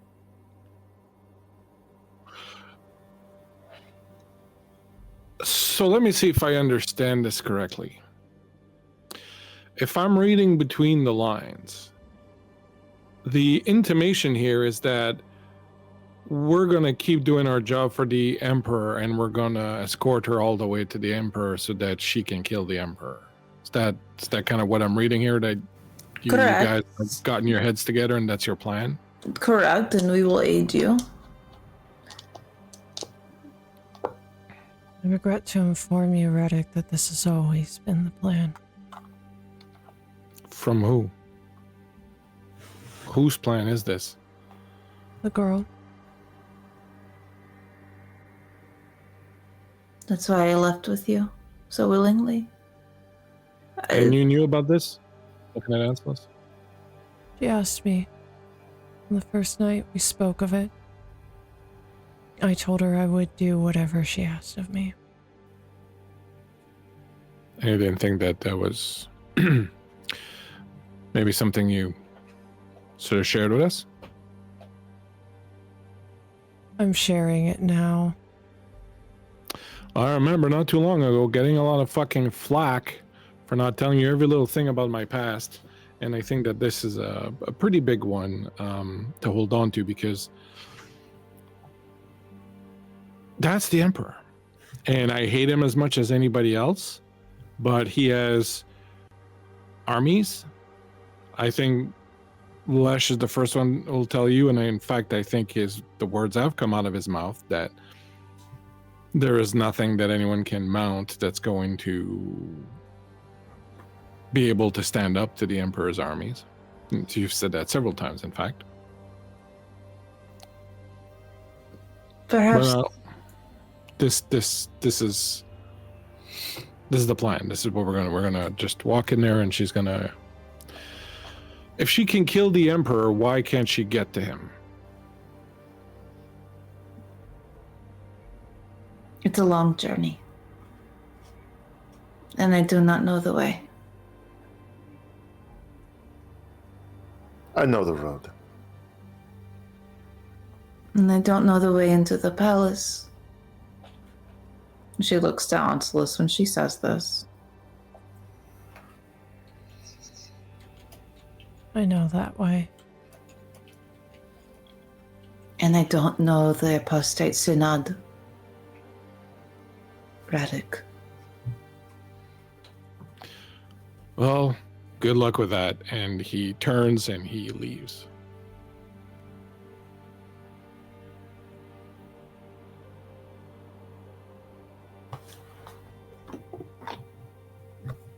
Silence falls. He needs a moment. He's overwhelmed currently. I think Kaliak gets up and she walks after him. Don't you want it, Radek? He's still walking. He looks over. So don't I want what? Would you like to know the forgiveness? Would you like to see your redemption? He stops and turns towards her. What are we talking about here? What's this got to do with anything? I saw her there in the Great Ichor.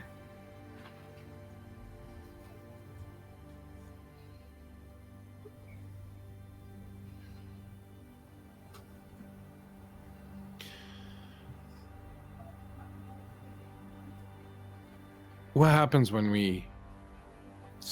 what happens when you kill the Emperor? Right? We waltz you in there, zero problems. We get into up close and personal with the Emperor. You do whatever it is that you do, you kill him.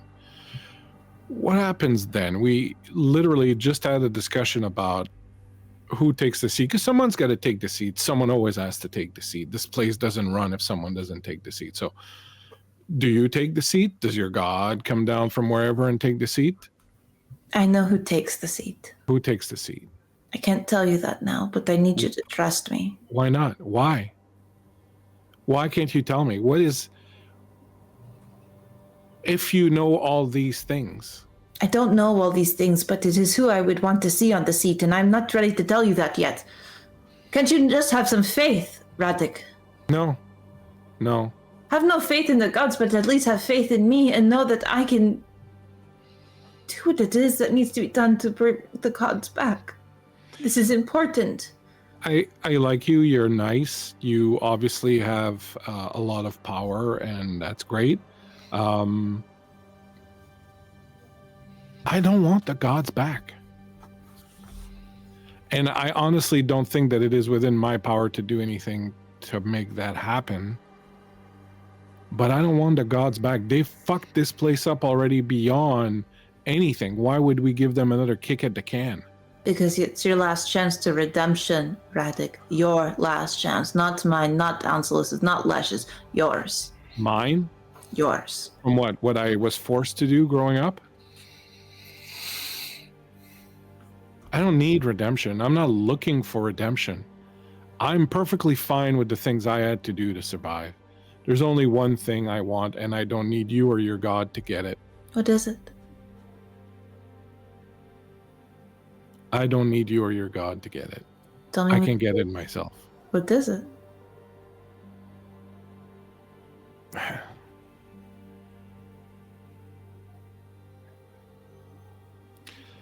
Go back inside, see the others. This is going nowhere. Have you ever considered, perhaps, Radek, that you might not need anything from me? I don't. I might need it from you. And I am asking you for your help.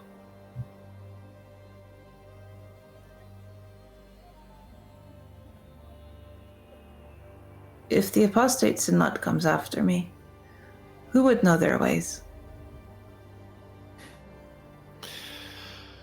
You don't need to know their ways. You just need Lesh's sword and your power to defeat them. They're just men.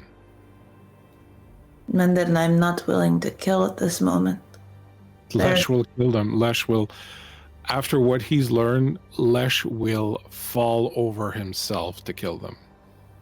Perhaps he needs help as well. Maybe some selflessness would do you some good. Selflessness? Mm-hmm. Selflessness? Yes. This fucking world? Really?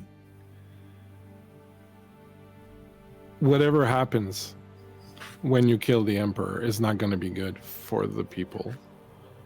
No more than the Emperor is good for the people. It's just going to be another day of fucking rain. So you won't help me?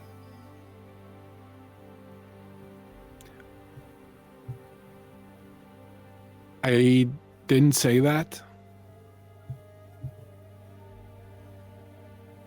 I just need to find a reason to do so that is not whatever it is that you're peddling. So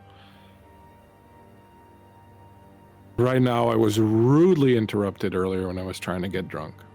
And so I would like to get back to that. And then once I've done that, and then once I've fucked a couple of people, and once I've had a nice big fatty breakfast of sausages, I will be in a state of mind to think about why in the 9 fucking hells I would do this, and I'll give you an answer. I think you're very selfish right now, Radek, and that is perfectly well within your right. And she turns on heel and leaves you there in the rain. He doesn't even hesitate. He turns and he walks off also. She returns.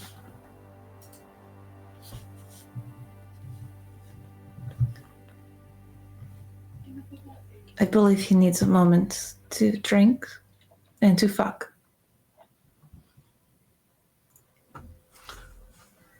Words I never thought I would actually hear leave your mouth.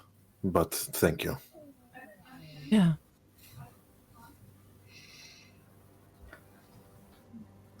She returns to her seat.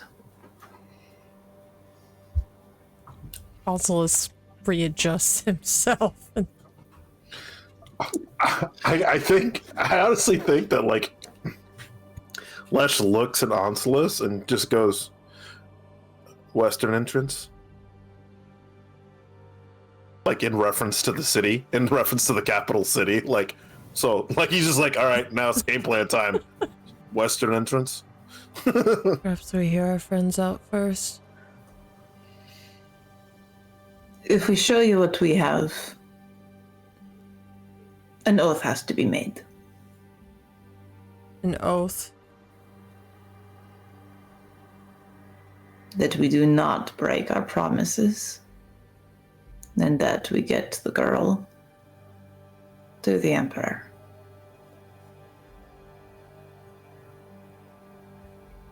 As much as you are trusting us not to have a spy amongst us, we are trusting you not to return to the Emperor with what we are about to show you.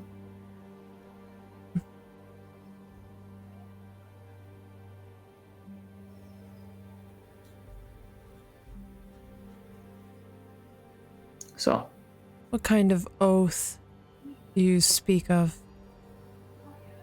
he looks down to Kaliak. What is it that triggers your magic? And he pulls out a dagger. Lesh unsheaths his sword and takes a step forward. He presses the dagger to his own palm. and pulls it.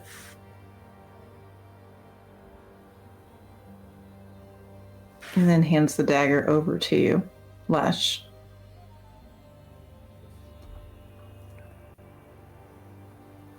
I think he takes it and hands it to Kalia. Do you cut your palm? No. Kalyak does.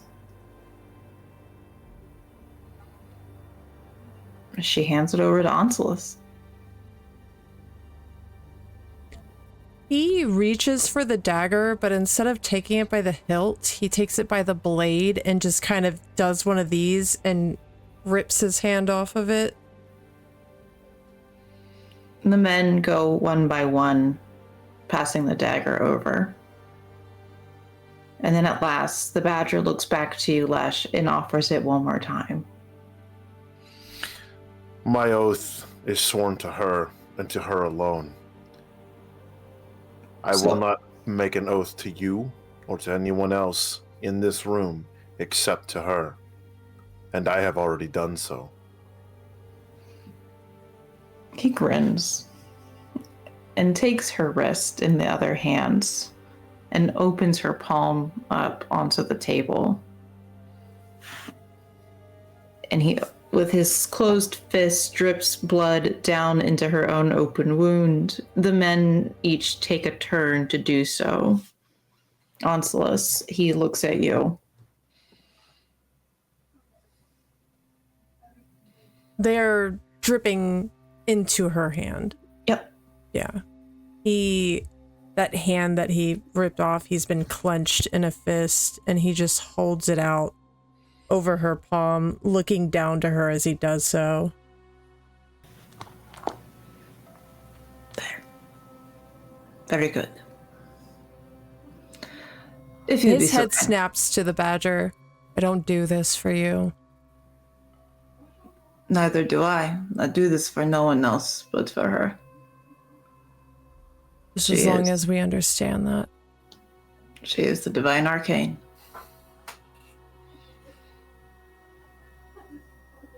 And he looks to Lesh.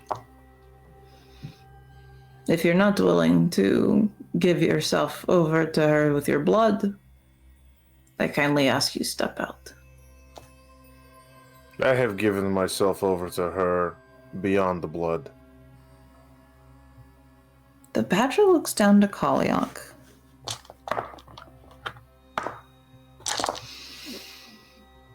It's my decision-making tool. And sort of looks for guidance.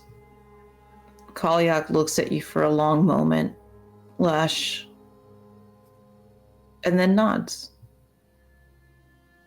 He says nothing else. He turns to a cupboard behind him and opens up a drawer. And from within that, he pulls... What does he pull? I would love to tell you. A ripcord. Ripcord. He pulls a map. Pulls several maps, all sort of rolled together. These are, Onslus, you recognize immediately, very detailed blueprints and mapping of the inner sanctum of the Emperor and General Casimir. No one should have these.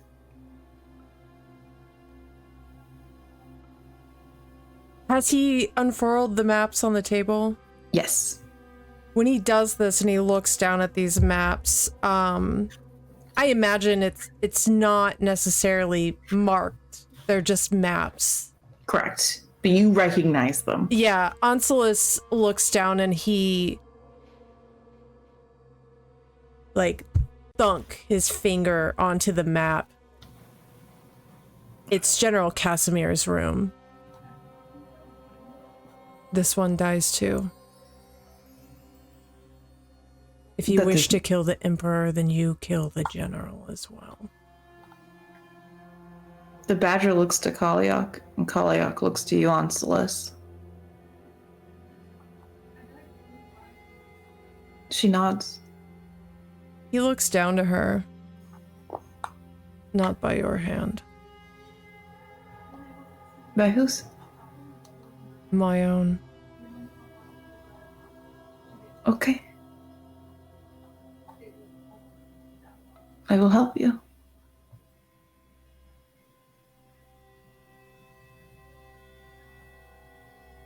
Well, gentlemen and lady, this is where we go. This is the innermost workings of the palace in the Iron City. Clearly, some of us are a bit more familiar with it than others.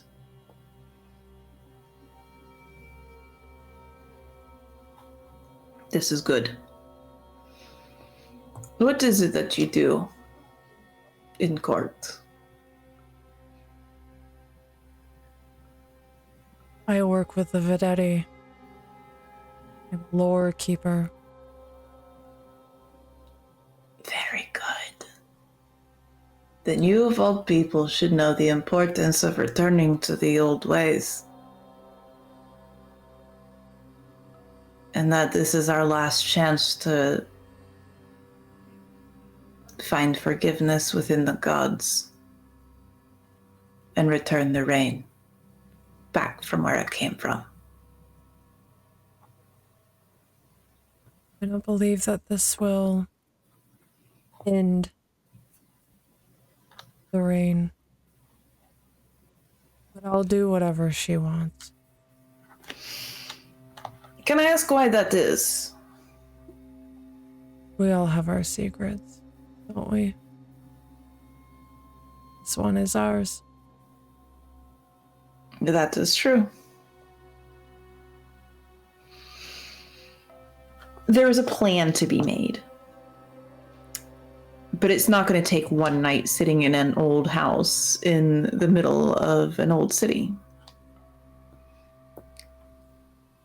The maps are curled up again and placed inside of a porcelain tube and sealed. They're handed over to you. On the maps, we have marked every entrance possible that is not necessarily orthodox. So if our divine arcane were to get into a bit of trouble, I would assume your compatriots, and he looks to Lash and then to the door, would be most useful.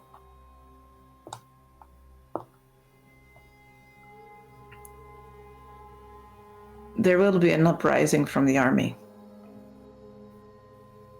I can assure you that. We have taken the liberty in perhaps acquiring the means for a siege.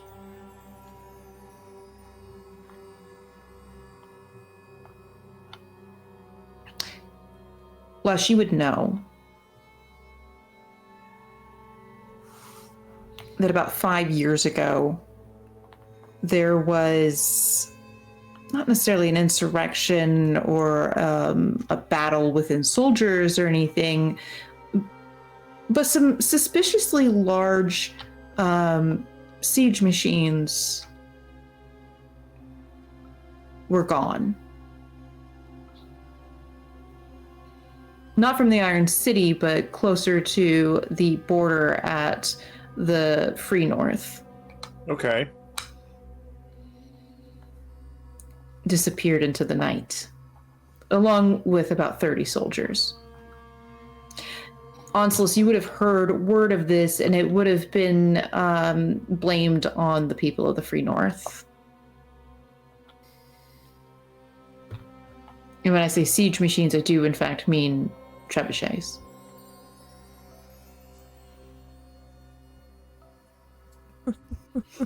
That one's for you, baby.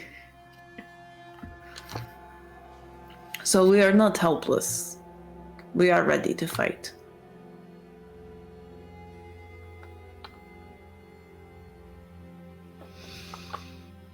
I I hope you don't think us as desperate men like our Crawl. Your Kral has very good intentions, and he wishes the best for you, but he is short-sighted. I know he wishes the best for us. He has funded most of our cause. But he's soft. And while we are reasonable men who are willing to do unreasonable things, I never want to be misconstrued as desperate. You're not desperate at all. But I will say this. Don't dismiss the hand that feeds you. Out of belief, convictions of a man will carry him a great deal.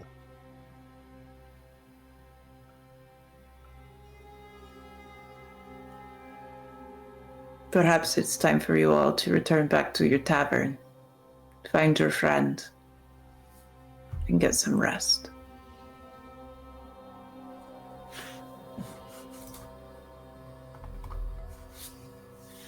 Onslaught offers his arm to Kaliak. She'll take it.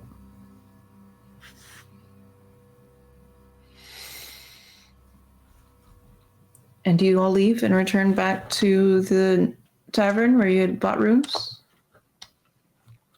Yeah, I think as they're walking out, and get into the alley where they're away from the others,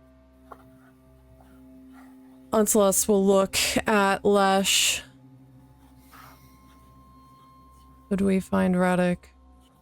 Or leave him to his wallowing this evening? He needs comforts that will clear his mind. Allow him those comforts. Very well. Do as he says. Consult with him in the morning. Maybe then, after he's had his drink, had his horse, he'll feel a little more optimistic, for what it's worth. I'll take the girl back.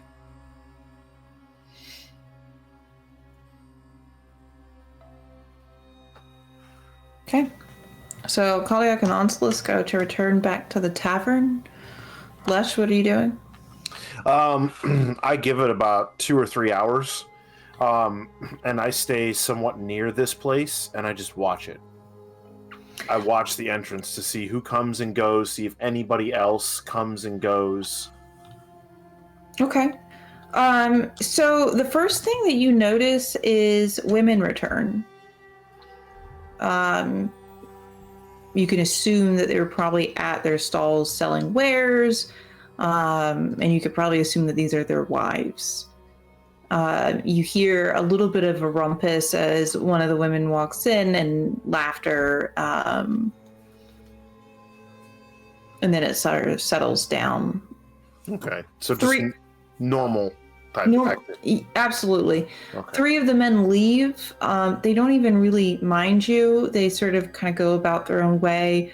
But you do hear one of them whisper to the other, not too quietly, a prayer. May the gods keep us and keep that girl.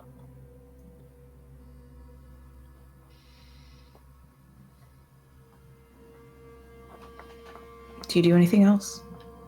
After that couple of hours, he would return. He's tired. He's had a vigorous evening. Yes, he has. Good for Lesh. A lot of pegging. I'd like to have a moment in the room once we get there. Yeah, so you get back up to the room. Karliak sort of has pulled out her new dress and is admiring it. It's another Vishivanka, but it is dyed in black with silver on the embroidery. It's fine work, and she's sort of looking it over. It's beautiful. Thank you. The silver. I got you something in the market. A gift for me. A gift for you. And he reaches into his bag and pulls out the book, hands it over. Something for you to escape in the quiet moments when you get them. She runs her fingers over the cover and flips it open a few pages and sort of skims through a bit. And as she does so, something within that book caught her eye. And she stares directly at it, and you see this deep scarlet blush overcome her. And she closes the book very quietly. Thank you. That's very kind of you. Of course. Well, I am going to see myself to my work. Can I ask something of you first? Whatever you wish. Would you lay with me for just a moment? Just quietly. If this is what you wish. I do.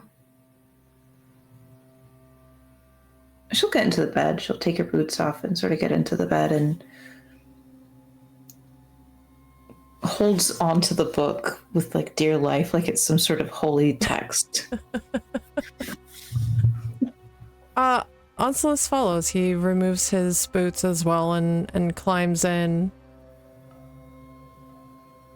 I imagine he like there's like a inch gap between them, like as much as this tiny bed will allow, and he kind of does like the laying on his back like very stiffly and staring at the ceiling next to her. I think she does, like she lays exactly the same as him, holding onto the book, and very slowly you feel her sort of turn towards him. I feel a great deal of comfort in you, Lancelot. I'm glad for this. Good, yes, that's good.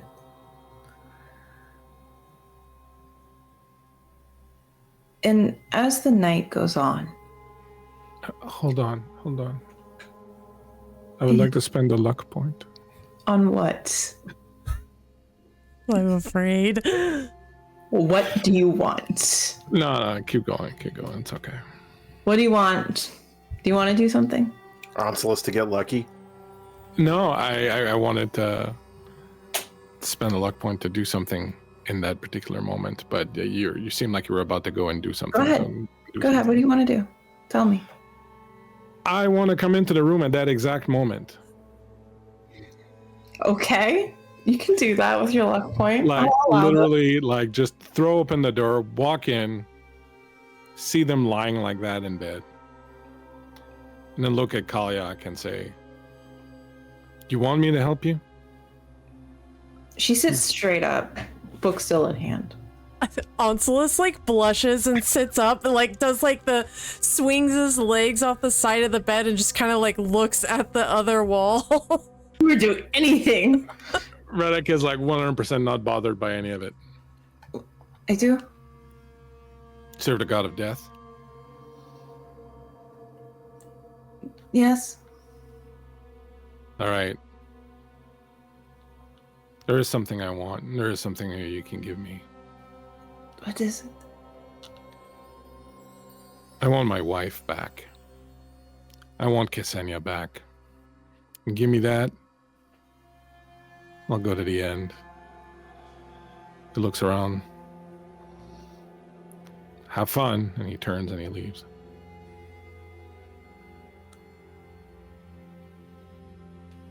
There is a face that you have not seen before on Kaliak, Onsilis.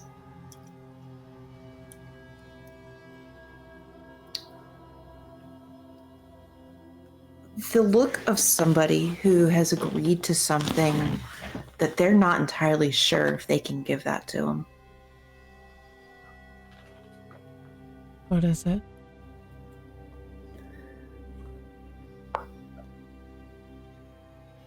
The nature of my relationship with Zadka. I am allowed a lot from him. But I must give much. I do not know what the ask will be at this request.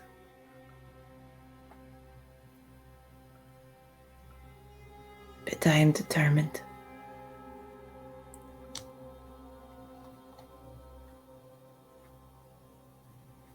I must assume that his wife resides in the acre. She does. It is a great ask.